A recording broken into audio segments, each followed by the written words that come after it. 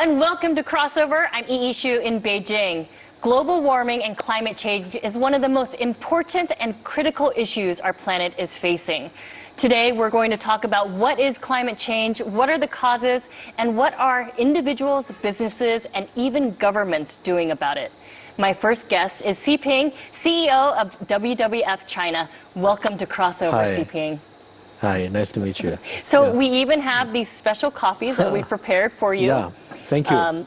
With pandas. Yes, it's really cute. Almost too pretty to drink. Yeah. Xiping, there is a concept, it's called Earth Overshoot Day. This year, in 2016, it's expected to occur sometime around August 8th, or they've projected it to be August 8th this year. What is Earth Overshoot Day? So WWF release a report every year about this around this time to highlight the amount of resources our economy, our way of living is using. In the last few years, we have already seen that human society around the world has already been using more resources than our planet can support.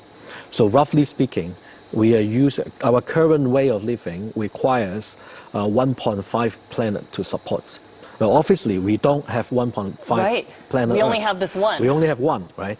And we know now, in the last few years, scientists, leading scientists are now telling us that we can quantify the planetary boundary in terms of greenhouse gas emission, ocean acidification, nitrogen cycle, freshwater system. So now we understand where the boundary of the planet is.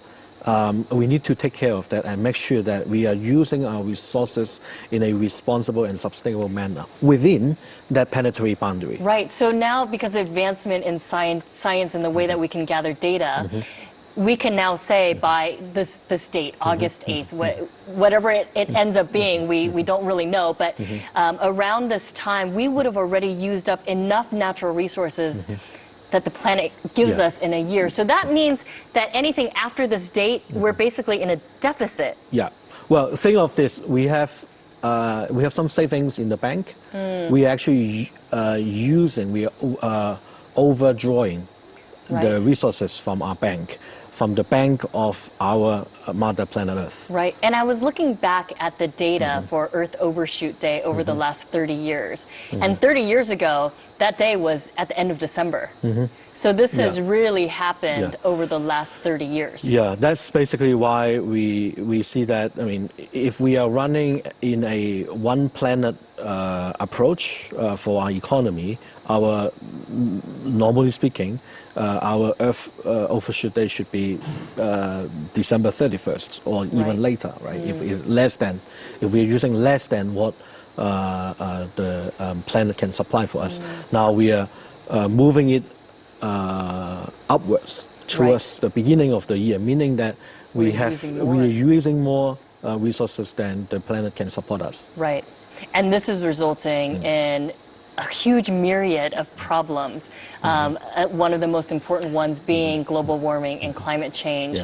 I know this is one of the biggest programs that WWF supports, but what about for governmental leaders? You know, where does this sit in the priority for governments?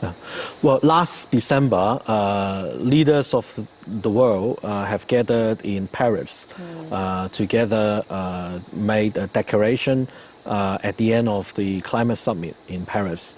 Global leaders, for the first time, come into an agreement that we need to keep global temperature rise well below 2 degrees Celsius as compared to pre-industrial level. And hopefully we should keep it at 1.5 degrees Celsius. Now this gives a very strong signal to the world that basically the age of fossil fuel is finished. We need to move quickly as possible towards a low carbon future. The Paris Agreement signals a future that has no place for fossil fuel. Right. So the Paris Agreement has really elevated this to the highest level possible, essentially. So governments and countries have created this agreement that we are going to achieve this future that is low carbon and a focus on renewable energy, right? Is that? Well, I think, let's put it in this way. In the late 1960s, when the astronauts, for the first time, sending back the image of a marvelous floating marble against the background of the space, that is the first time when human beings were able to visibly see our own planet. It's a beautiful planet. But right? it's interesting, if you think of it, the planet actually has a boundary to it. It's a round-shaped being in the space. Now, with climate change, this is the first time a global issue brings humanity together in an acute crisis because we are really running out of time to keep global climate change under control. But on the other hand, this also creates an unprecedented identity of global citizenship that all of us, each one of us in this planet, share the same destiny in this marvelous planet floating in space. So you're saying that this is also an opportunity for us to really work together on this one big critical problem. So climate change is not just a political issue for government leaders to be worried about. Of course, they have to because it has an issue for humanity. It has huge consequences on our economy, on the future of our children and grandchildren, and also on the other animal and plant species that we share with the planet. So climate change is also an issue that connects with each and every one of us. And we're going to go deeper into what exactly climate change is and how it's affecting exactly what you're saying, nature, wildlife, and including human populations. I'd like to invite our second guest. He is an expert in energy efficiency. Zheng Tan is the managing director of Top 10 here in China. Let's welcome him.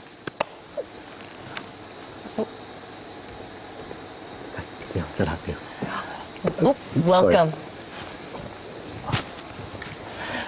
Zheng Tan, thank you for joining us today. Thank you for the invitation. So, how has climate change changed our daily lives? Well, that's a very good question. I think nowadays more and more energy are used for our daily life. Electricity, for example, in the 1980s in China, the residential electricity accounted only 2.3% of the total electricity consumption. But now, with middle class, it's already more than 13% for the residential electricity use. Right. And we can also feel that the atmosphere also maybe more smoke days happen in the big cities. Let's talk about this because it does feel like, for those of us who live in Beijing, it does feel like it gets warmer every year in general. Our summers are hotter and even our winters are warmer. Yeah, some botanists are also studying the timing of flowers or blossoming. Also came earlier in the year. The arrival of mosquitoes earlier in the year than normal times in the past. Well, and that's a good point because with mosquitoes come mosquito-borne diseases. So we're seeing a greater prevalence of disease in areas that typically in the past mosquitoes did not even exist. So climate change, as our friend discussed, it's not just about extreme weather event that we are going to see more intensified and more rampant typhoons, flash floods, synchronized droughts, We're also seeing its impact on agriculture, for example. Right. Changing weather, changing precipitation, more unreliable rainfall, also affecting our agriculture. It also spread more disease, causing public health issues as well. So climate change is tied up to our daily life. We have a video clip about climate change and its effects. Let's take a look.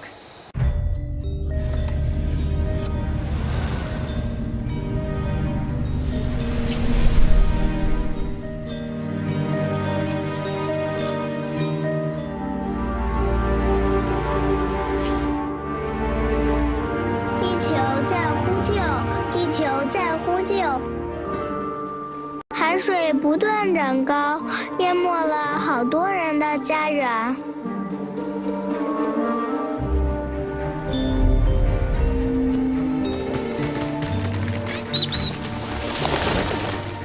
气候变化威胁到很多生物。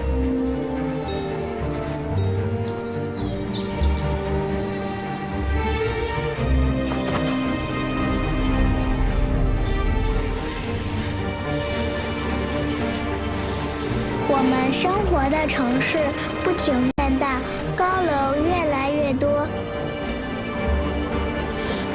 可是路却越来越堵，空气也越来越差。老师说，汽车排出的二氧化碳是导致气候变化的重要原因。如果我们能够不开车，多走路、骑自行车或者坐公交、地铁，就能减少好多二氧化碳和污染物。科学家说，如果使用可再生能源，就不会有这些污染，气候变化也能得到减缓。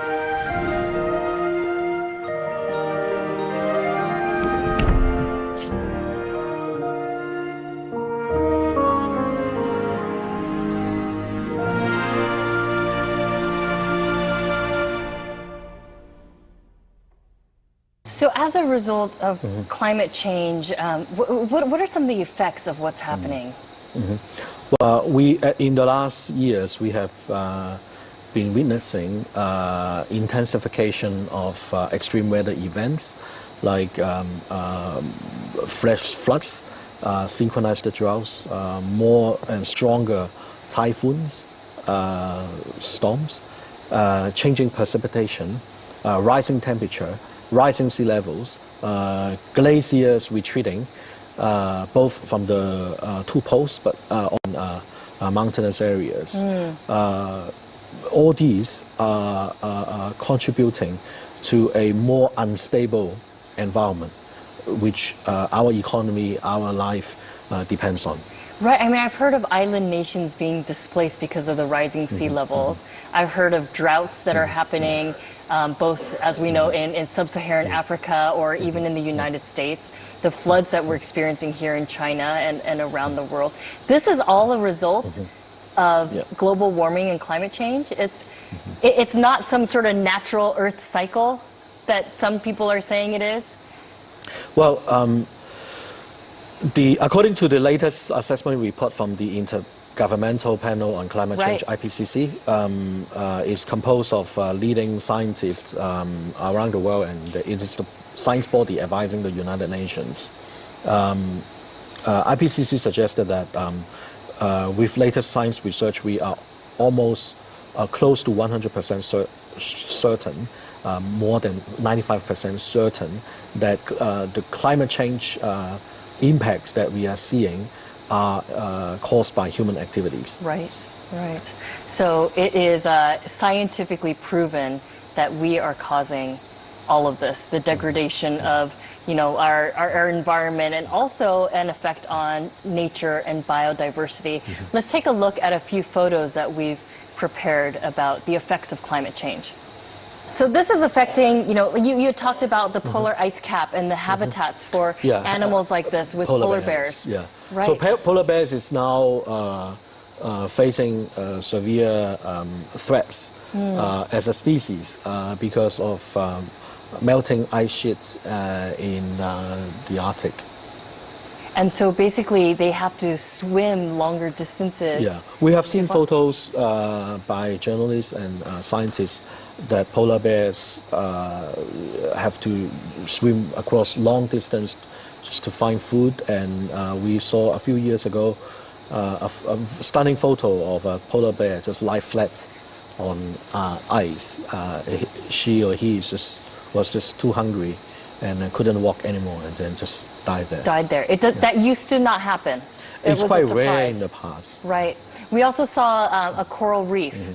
And is all of the bleaching of the coral reefs, is this also a result of global warming? Coral reefs are very sensitive to temperature changes. Even Right. 0.1 degree of change in the average temperature in the nearby area would cause bleaching of coral reefs, and which would take decades and hundreds of years to build up. So it sounds like we have to do something. We have to stop. Everybody has a role to play when it comes to impacting climate change. You mentioned before the importance of the Paris Agreement when the governments came together and essentially agreed that we're going to peak our carbon emissions. China has said they're going to peak at 2030. And also, U.S. has made a commitment. These are the two highest carbon-emitting countries. Together about 40%. Together 40%.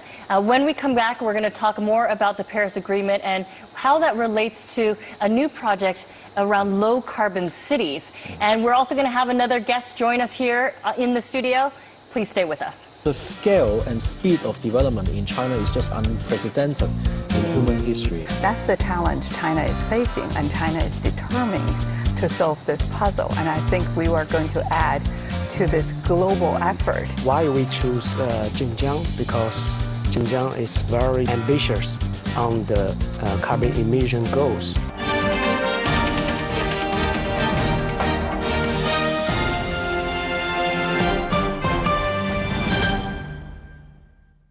Welcome back to Crossover, where we are talking about one of the most critical issues we are facing in our lifetime, global warming and climate change. First of all, I would like to invite Zhang Huangyi. Thank you so much. She is the Vice President of Sustainability from Coca-Cola. Thank you for joining us on this panel.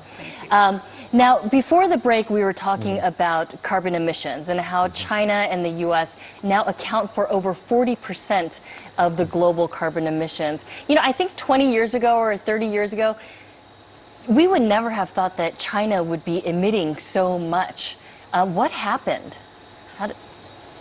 I think the urbanization is key because, as we mentioned before, that the increasement of the middle class and more people are using cars and move to cities, and also consumed more energy than before. And as I know that in China, the urbanization rate already reached more than 50%, 52%. So basically what we've seen in the last 20 years in terms of urbanization and economic growth has really contributed. Yeah, well, it's the domestic development, right? We have in 10 to 15 years' time, 300 million more urbanites who are living in cities, who need a house with all kinds of electricity appliances, who needs to go to work, to commute, all means of transport. So there's this internal domestic increase of demand of energy consumption, but also because China is producing for the world as well, China as the world factory. Right. So the scale and speed of development in China is just unprecedented in human history. Just give a simple example. Between 2012 and 2014, in 3 to 4 years' time, China consumed more concrete, produced and consumed more concrete than the United States in the last 100 years. Right. So this is the kind of compressed development at such a speed and scale. Right, like you said, it's unprecedented in terms of time and a volume and amount. And it even affects businesses in terms of their output and production when you have this mass urbanization. Yes. Right.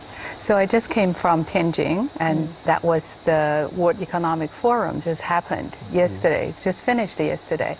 And our premier was there talking about China growth and how much of domestic growth is still relying on it. How we do it environmentally friendly at the same time when you have really good business. So that's the challenge China is facing, and China is determined to solve this puzzle. And I think we are going to add to this global effort. So yes, it truly is a global effort, and it started, I guess, at this very, like we said, a high government level with, President Xi Jinping with President Obama, creating this pact with all the other governmental leaders around the world.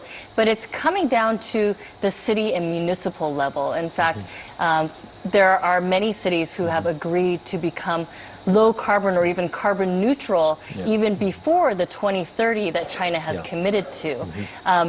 I know WWF has worked, and Top 10 have worked with a number of these cities. Can you tell me a bit about these projects? Yeah. So since 2010, the National Reform and Development Commission has initiated 42 provinces and cities in China to pilot on low carbon city development programs. 42? Yes. Okay. And out of these 42, 11 of them in 2015 announced that they want to peak their emission ahead of the national target, which is around 2030. For example, WWF is supporting Zhenjiang City to develop and implement its peaking, emission peaking plan. The city is looking at around 2020. Another city we work with, Shenzhen. Shenzhen is looking at peaking its emission level around 2022. Okay. So there is a huge and accelerating momentum in the city and municipal government level, sort of bottom up, to support the low carbon transition. Right. You know what I'm thinking is, Xiping, 2020 is only 4 years away, and a city like Zhenjiang, it's an industrial city. How are they going to accomplish this in a mere 4 years? Well, that's exactly why we want to participate and support the Zhenjiang city government. It is very ambitious, no doubt about it, particularly challenging for cities who have a strong secondary industry in their economy. But that also gives an unprecedented opportunity. Zhenjiang is quite heavy on ICT, information and communications technology. Zhenjiang has the ambition to become one of the leading cities in the world on so what we call eco-cloud system. So integrating, utilizing the latest information technology, internet plus big data, geographical technology to help its industry not only to disclose but actually radically reduce their emission. So their level of sophistication in terms of information technology is so high that it'll help them manage this transition. And not just information technology, also all kinds of innovations that's at play. For example, we have this project called Plant Bottle. Right? So if you think about plastic, it is about using the fossil fuels, right, to turn into plastic. But plastic, although it's clear, actually carbon, right? Right. So it's the carbon from thousands of years, millions of years ago, buried underground. We dug it out, turn it into packages. So now we could use plants, plant waste, like, corn husks used to be burned back, release the carbon, where the carbon come from air, and then now we put it into bottles. So innovation like this could really make a difference. So we started project 2009. By now, it's already 40 billion packages produced this way.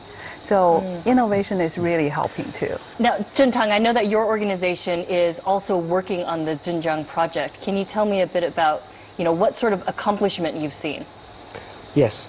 Why we choose Zhenjiang? Because Zhenjiang is very ambitious on the carbon emission goals, and they want peak in 2019, very early, ahead of the national targets. And Zhenjiang is the city which is very industrial city, and more than 80% of the electricity used in Zhenjiang are on manufacturing. And cement, industries like cement, steel, paper making, building materials, and chemicals. All these are very energy intensive and carbon intensive industries. But before, the only way, in the last decade, the only way to improve industrial efficiency is to replace the inefficient equipment, industrial equipment like motors, compressors, fans, by efficient ones. But with the improvement of energy efficiency in the last decades for energy using equipment, the energy saving potential for only replacing equipment are very limited.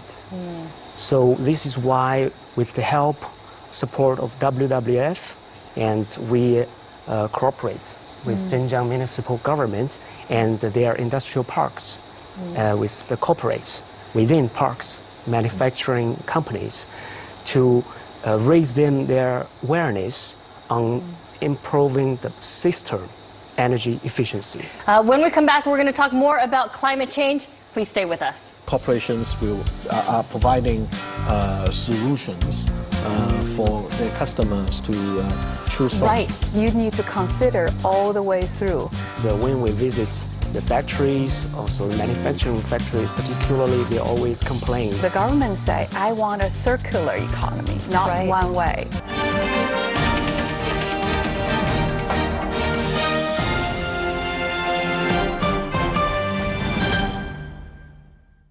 Welcome back to Crossover and our discussion on climate change. Before the break, we were talking about how corporations and businesses and industry account for, I believe you said, a third of carbon emissions. And this is where, I guess, environmental efforts that are coming out of corporations become very important. The largest 500 companies around the world aggregated together has a carbon emission that is bigger than any other countries except the United States and China. So they rank number 3 if they were a country. A country. Yeah. Wow. Okay. So they have a big role, a huge role in this. Corporations, I mean, at the end of the day, corporations are providing solutions for their customers to choose from. Right. And what are they doing to step up to the plate when it comes to this? For example, like Coca-Cola. Coca-Cola, yes. So in the case of Coca-Cola, we're the largest beverage company. And when you talk about beverage company, we're in everyday's life. So the consumption, how do we reduce carbon in your hand in a bottle of Coca-Cola, then would be a good example. So I was just having this here. Very typical, a package with, water in there. So what do? Other people complain, this is so soft. Why? Because we want to reduce the carbon footprint, right? Very small caps reduce carbon footprint. So it become a lifestyle choices nowadays consumers make, right? If you want to reduce the carbon, you go with products that with smaller carbon footprint. Right.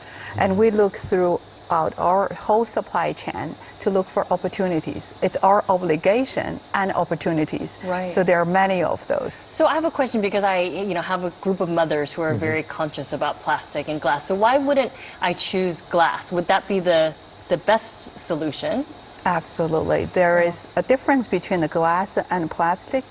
The glass also are heavy because you cannot too lightweighted.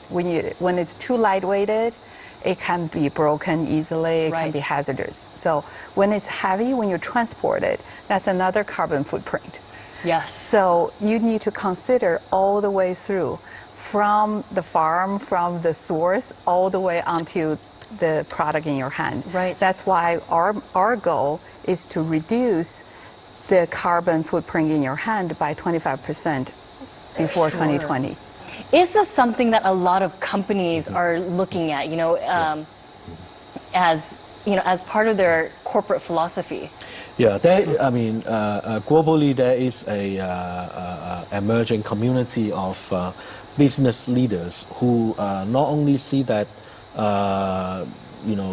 reducing carbon emission from their company's business model is not just a sort of do good thing. It's not just morally good, but it actually helps the company to become more competitive over time in a future where carbon will be more pricey, and the greener your business can be, the less costly, the more competitive your business will be in the marketplace. Right. Let's talk about this, because I feel like last decade we always said, is it the economic growth or is it environmental efforts? You know, like that in being environmentally sustainable meant that we had to give up a bit in terms of economic growth. Right. Is that argument still relevant? Zheng Tang, you're No, I don't agree. That's actually in before people always think these two pillars are very contradict each other, and when we visit the factories, also the manufacturing factories particularly, they always complain that, oh, don't go us and ask us for effort on environmental protection, because it means more input, more investment, and without any profit, because it's for the public welfare, Right. for our environment. And increase their cost, and also they take it as a burden. But since last year, the new environment protection law issued and took into forces, so they have to do that. It's mandatory. And at the same time, we are promoting the idea of energy efficiency, and we will help them to improve their production line and improving their system efficiency. It's really can reduce their production cost. That means they can profit more with the same cost, energy cost, or they can profit more to reduce their electricity bill.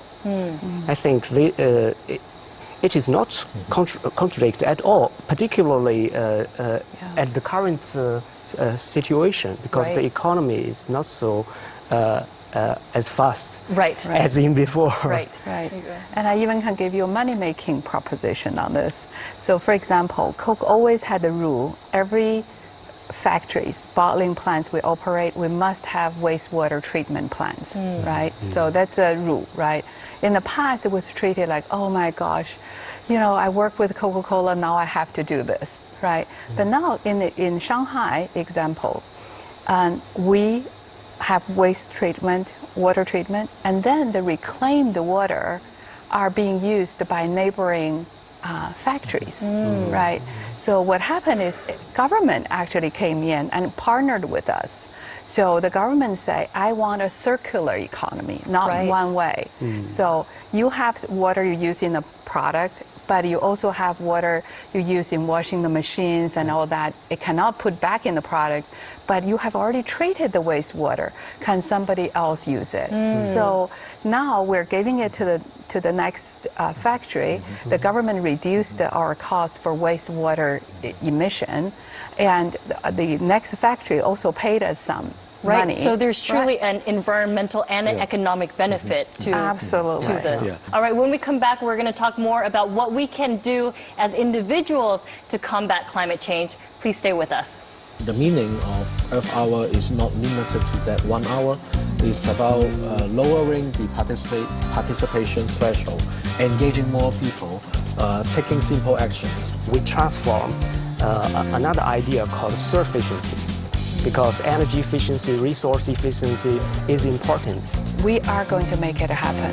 This is a huge challenge, but we're going to work together to overcome it.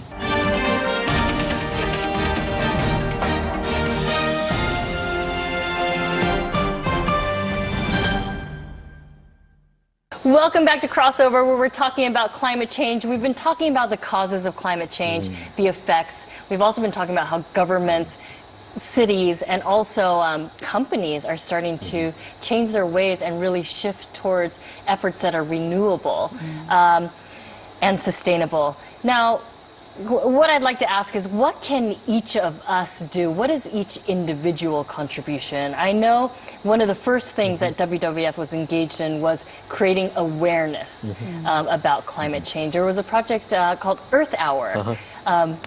What was that all about? So since 2007, WWF organized Earth Hour activities around the world.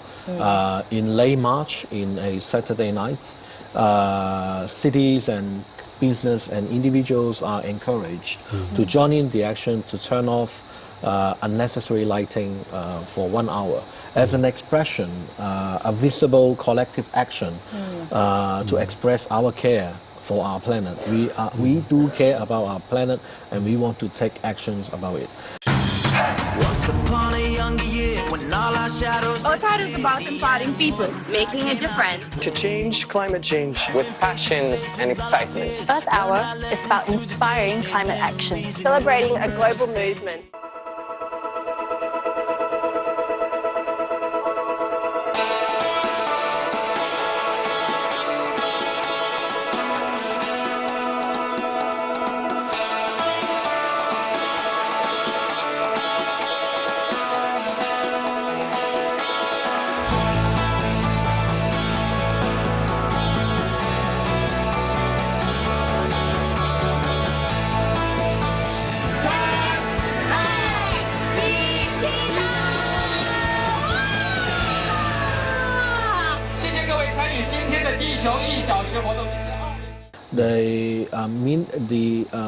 The meaning of Earth Hour is not limited to that 1 hour.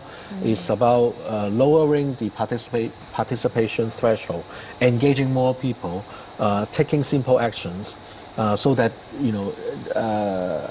reducing carbon emission from our daily life could be easy and fun, and everyone can do it. I'm guessing it can be a little bit overwhelming, though. You listed off a number of things that we can do. What are those easiest things that we can do? I know that your organization does a lot in terms of educating the public on energy efficiency when it comes to the choice of appliances that you might have in your home. Yes.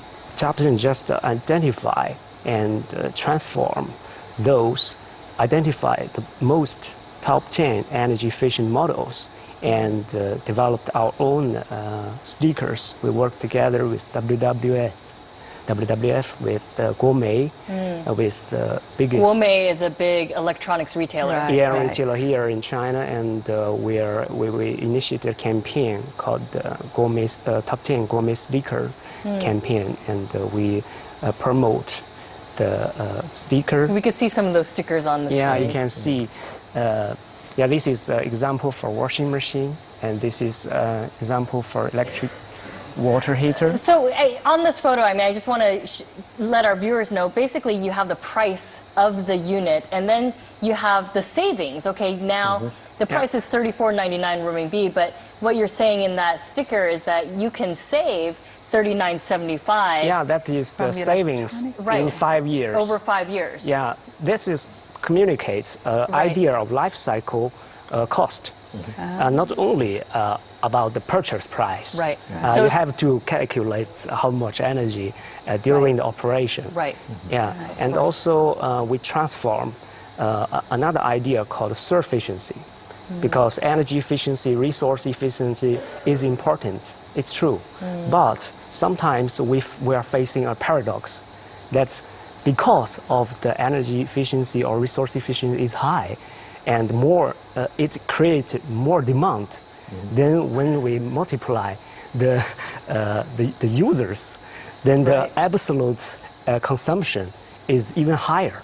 So because they're buying something bigger, so more than what they need. Yeah, so this is why we also communicate the self-efficiency during this campaign. And we introduce the consumers that if you have 3 people in your family, then 180-liter refrigerator is enough.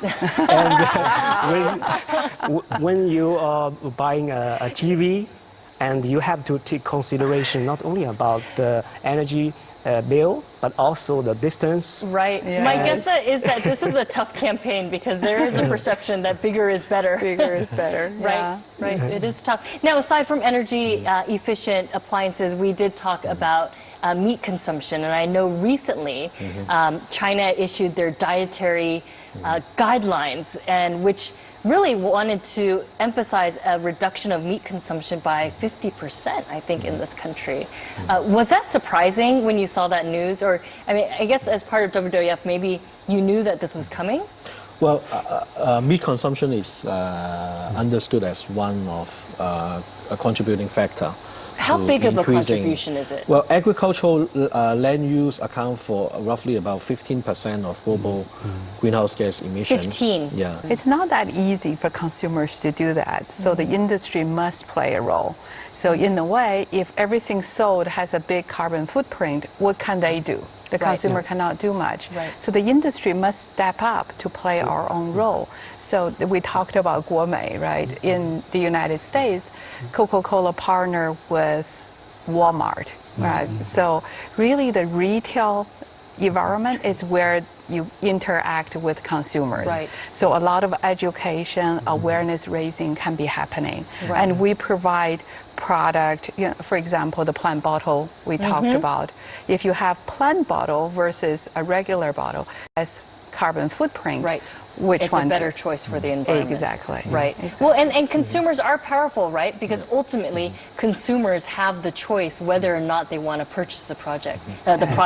So true. if they know that a company does not believe in sustainability, then they could choose not to purchase that product. And Absolutely, that's very- and that directly have an impact on their choice. They believe the companies that is protective to the environment, cares about the community that we operate in, are the company more trustworthy. And they Right. want to buy product from trustworthy companies. So that is a direct impact to many of the business and also to the employees. So when we talk about climate change, I mean, there is a lot at stake here. I mean, essentially, the planet is in peril. It's shouting out to us that it needs help, and it's shouting out to us in the form of these natural disasters that we've been talking about, the droughts and the flooding. You know, we talked about a lot of initiatives that have been put in place, both at a high government level and some initiatives that's happening at the corporate level, and things that each individual can do as well. So I guess just to sum all of this up, how hopeful are you that we can solve this problem? I'm very positive. One of the things I find fascinating is the power of human being, right? We are very powerful people. Once we see there is a problem, once the awareness is there, and once we know this is something we need to join hand working together, we are going to make it happen. I think, firstly, that we need to work on the ground to transform the good ideas, good concepts, and good projects and implement it on the ground to action on ground and change. And individually, I prefer to live a livable lifestyle. Well, it is true that climate change is the crisis, global crisis, that human civilization have not seen before. It would affect our future, the future of our planet as well. But it is exactly because of that. We are also the first generation in human history that we see the connectedness, the inevitable future that we need to work together to overcome this problem. And as we have been discussing, you see initiatives everywhere popping up.